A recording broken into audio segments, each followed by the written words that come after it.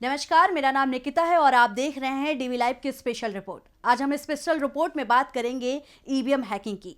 आप बनाना को वोट करिए। ये बनाना का बटन दबाइए। अरे कैमरा नहीं कराओ। केले का बटन दबाइए।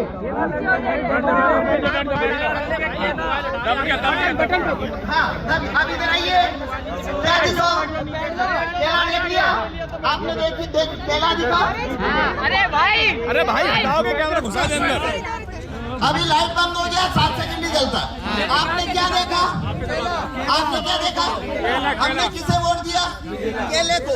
अब हमें एक वोट चाहिए, आप भी दीजिए। केले को वोट दीजिए, केले को वोट दीजिए। ठीक है, हो गया वोट। अब देखिए अपना सिंबल देखिए, केला आया। आप देखिए इसमें केला दिख रहा है, देखिए। अगर लाइट बंद हो गया 7 सेकंड में बंद हो जाता है। हमने 2 वोट दिए हैं, हमने 2 वोट दिए। दोनों कौन सा सिंबल देखा? दोनों ने केला देखा, दोनों ने केला दबाया। तो इसमें से 2 वोट निकलना चाहिए बनाना। लेकिन यह देखिए निकल रहा है। इधर दिखा के भी सब तरफ दिखा देंगे। निकाल के दिखाओ। इधर सर, इधर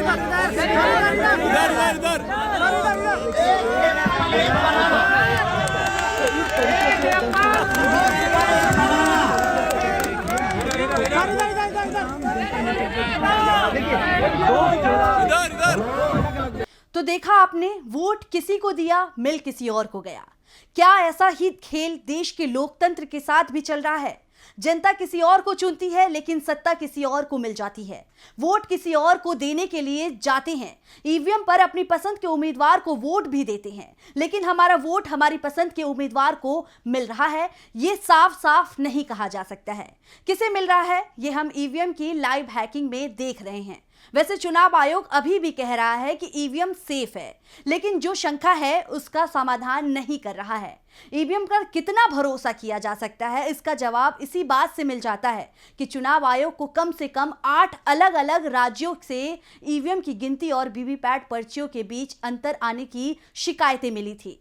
जुलाई में जांच के आदेश दिए गए थे। नवंबर 2019 में एक आरटीआई के जवाब में चुनाव आयोग ने बताया था कि जांच अभी भी जारी थी, लेकिन सितंबर 2023 में आयोग ने पर्चियां नष्ट कर दी। अब जांच किसकी होगी और जवाब क्या होगा, इस पर ही सवाल उठ रहे हैं। तमाम आईटी एक्सपर्ट और कंप्यूटर इंजीनियर भी दावा कर रहे हैं कि ईवीएम को हैक करना बहुत मुश्किल काम नहीं है। इसकी प्रोग्रामिंग में अगर बदलाव कर दिया जाए तो ये संभव हो सकता है। एक बार फिर हम हैकिंग के लाइव डेमो को देखते हैं। आप बनाना को वोट करिए। ये बनाना का बटन दबाइए। अरे कैमरा नहीं कराओ। केले का बटन दबाइए। हाँ,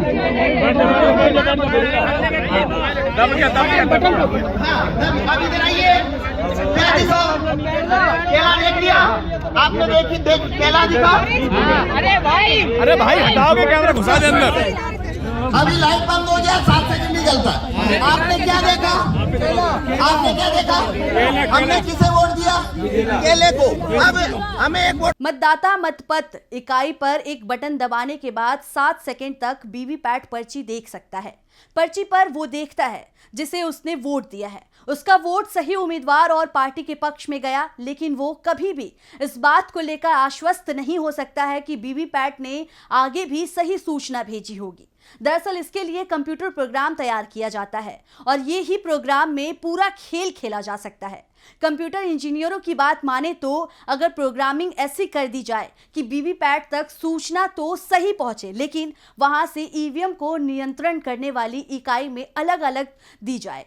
अगर किसी ने केले का बटन दबाया तो वीवीपैट मशीन भी केले का फोटो दिखाएगी, लेकिन कंट्रोल यूनिट को वो सेब की जानकारी भेज देगी। ऐसे में वोट आपने भले ही केले केले पर डाला, लेकिन वो सेब को मिल जाएगा और उसके पक्ष में ही गिना जाएगा। अगर प्रोग्राम बनाने वाला शातिर हुआ तो प्रोग्राम इस तरह से तैयार किया जाएगा कि पहले 100 वोट तो सही पड़ेंगे, यानी वोटर जिसे वोट देगा उसके पक्ष में ही जाएगा, जिसे मतदान से पहले होने वाले डेमो में चोरी पकड़ में नहीं आए, लेकिन बाद में जब वोटिंग शुरू होगी तो खेल हो जाएगा। यानी मशीन में डेमो वाले वोट जोड़कर जैसे ही 100 वोट पूरे होंगे, वोट कहीं और जाना शुरू हो जाएगा। आप वोट चाहे किसी और को भी दे, लेकिन जीतेगा वो जिसे ईवीएम जिताना चाहेगी। राजनीतिक दल लगातार सवाल उठा रहे हैं कि ईवीएम की जगह बैलेट पेपर लेकर आया जाए, उसे चुनाव कराया जाए, जिससे सच्चाई सामने आए, जिसे वोट दिया गया है उसे ही मिले। इसे लेकर वकीलों ने चुनाव आयोग के दफ्तर पर प्रदर्शन भी किया। इस दौरान सुप्रीम कोर्ट के वरिष्ठ वकील महमूद प्राचा और वकील भानु प्रताप ने सनसनीखेज आरोप लगा दिया। उन्होंने कहा, अमित शाह साहब हमें गोली मरवा दे, हमारा इनकाउंटर करा दे, या हमें जेल में बंद कर दे, यूएपीए लगा के टाडा लगा, जो इनके बस की लगा ले, लेकिन ईवीएम से चुनाव नहीं होने देंगे, नहीं होने देंगे, नहीं होने देंगे। जिस तरह से पुलिस हमें गिरफ्तार कर रही है और इलेक्शन कमीशन तक नहीं जाने दे रही, ये इस बात का सबूत है कि ईवीएम में गड़बड़ी है, ईवीएम में बेईमानी है। चुनाव आयोग से वादा कर रहे हैं, हम आएंगे और ईवीएम लेके जाएंगे, हम आएंगे ईवीएम लेके जाएंगे।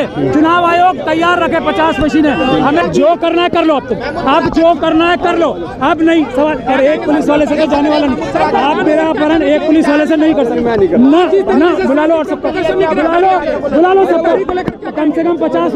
ये बात ध्यान से समझ लें अमित शाह साहब, मैं डरता नहीं हूँ, मैं इनके शेर के निशान की इज्जत करता हूँ, मैं किसी पुलिस से नहीं डरता। ताकत से मुझे मार सकते हो अमित शाह, मुझे दबा नहीं सकते अमित शाह। प्राचा ने तो शाह पर आरोप लगाते हुए साफ कर दिया कि अमित शाह के दबाव में चुनाव आयोग है, लेकिन वकीलों ने भी ऐलान कर दिया है कि साल 2024 का चुनाव वो ईवीएम तो नहीं होने देंगे। पुलिस की हिरासत में भानु प्रताप ने कहा, पुलिस ने हमें डिटेन किया है, पुलिस हमें लेके जा रही है, जहाँ भी लेके जाएगी हमें कोई दिक्कत नहीं है। कानून का पालन करते हुए हम उनके साथ जा रहे हैं। मैं आपसे कहूंगा, ये लड़ाई जो शुरू करी है, इसको लड़ाई को आगे पहुंचाने वाले आप लोग हैं, आप सारे लोग हैं। इस लड़ाई को देश के दुनिया के कोने कोने में पहुंचाइए।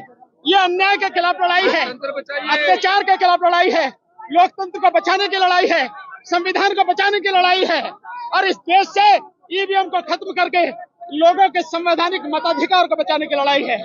और ये लड़ाई हम लगातार जारी रखेंगे और 2024 का चुनाव किसी भी हालत में ईवीएम से। दरअसल ईवीएम को लेकर जो सवाल अभी विपक्षी दल चुनाव आयोग से पूछ रहे हैं, उसके जवाब आयोग नहीं दे रहा है, और अब तो सड़क पर ईवीएम हैकिंग के डेमो दिखाए जाने लगे हैं। दुनिया के वो राष्ट्र जिन्हें विकसित माना जाता है, वो भी ईवीएम से चुनाव कराने को तैयार नहीं है, क्योंकि ईवीएम में हेराफेरी हो जाती है। ऐसे में भारत में ईवीएम से चुनाव क्यों हो रहे हैं? क्या आसानी से हेराफेरी हो जाए इसलिए, या फिर ये सिर्फ वहम है?